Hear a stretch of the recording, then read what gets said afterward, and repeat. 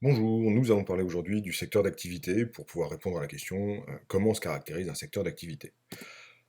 Pour parler du secteur d'activité, il faut aborder la notion d'activité économique. L'activité économique, c'est produire des biens et ou des services pour satisfaire les besoins des individus. La notion de besoin, nous la verrons dans une prochaine vidéo. L'activité économique, c'est donc produire. Produire des biens pour satisfaire des besoins. Un bien, des biens, ça va être des produits ou des objets physiques la plupart du temps, qui vont être vendus à des clients, et ces derniers vont les acheter. Alors on va parler de tracteurs, on peut parler de baguettes de pain, de voitures, de téléphones mobiles. L'activité économique, ce sont aussi des services. C'est la production de services pour satisfaire des besoins. Les services, ça va être la mise à disposition d'une prestation technique ou intellectuelle. On peut parler de Netflix, par exemple, qui est une société qui va mettre à disposition contre un abonnement des séries télévisées ou des films sur Internet. Ça peut être le forfait de votre téléphone mobile. Le forfait est bien différent de votre téléphone. Le téléphone, c'est un bien. Le forfait, c'est un service. Ça va être la prestation de réparation d'une machine, d'un équipement industriel, d'un outil en parc et jardin, une tronçonneuse, un taille-haie par exemple. L'activité économique, c'est une activité de production, et la production, elle peut être marchande, c'est-à-dire qu'elle va être destinée à être vendue. Le bien ou le service va être vendu contre une somme d'argent fixée par le prix de vente. Les entreprises vont avoir une production marchande qui va être vendue à leurs clients, et le prix de vente couvre les coûts de production. La production, elle peut aussi être non marchande. C'est-à-dire que ce qui est produit est distribué gratuitement ou quasi gratuitement.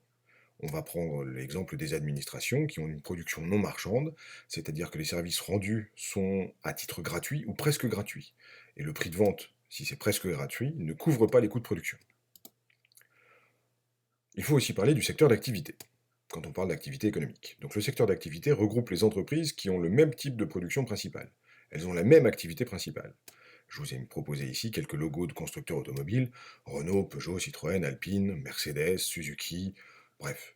On va parler ici du secteur de la construction automobile, bien sûr. Donc le secteur d'activité regroupe les entreprises qui ont la même activité principale, ce qui sous-entend qu'une entreprise peut avoir une activité secondaire. L'activité principale, c'est celle qui va générer, qui apporte le plus gros chiffre d'affaires, ou bien c'est celle qui emploie le plus de salariés dans l'entreprise. Pour une question de chiffre d'affaires, nous allons prendre l'exemple de Danone. Nous avons la répartition du chiffre d'affaires 2018 de Danone par pôle. Le pôle des eaux, de la nutrition spécialisée, de la production de produits laitiers ou de produits d'origine végétale en Amérique du Nord, ou sur la zone internationale. Si on prend l'exemple de la production de produits laitiers d'origine de produits laitiers ou de produits d'origine végétale, nous avons 33 et 20%, ce qui fait que 53% du chiffre d'affaires de Danone est issu du pôle production de produits laitiers ou de produits d'origine végétale. C'est bien l'activité principale du groupe Danone. Les autres secteurs, secteur des eaux et de la nutrition spécialisée, représentent les activités secondaires du groupe. Le secteur d'activité, c'est ce qui permet de classer les entreprises selon leur activité principale.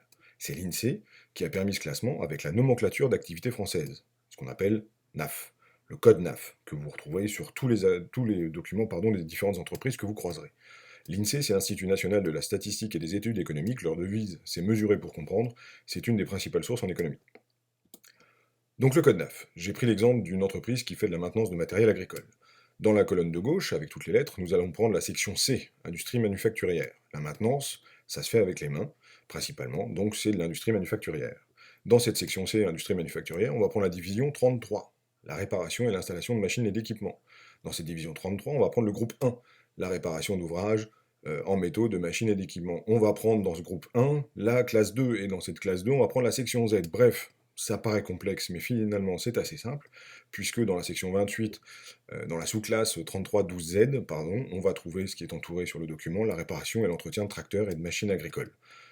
C'est simple, et ça permet surtout de classer toutes les entreprises par leur activité principale pour faire des études et des statistiques.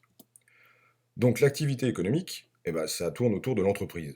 L'entreprise, c'est elle qui produit des biens ou et des services, dans le but de réaliser des profits.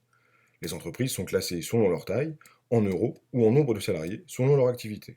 Dans le tableau, je vous ai proposé 4 classements d'entreprises en fonction de leur effectif ou en fonction de leur chiffre d'affaires. Vous avez peut-être déjà entendu parler de micro-entreprises, de PME, petites et moyennes entreprises, de TI, d'entreprises de taille intermédiaire ou de GE, grande entreprise. Les micro-entreprises sont des entreprises qui ont moins de 10 salariés et un chiffre d'affaires inférieur à 2 millions d'euros.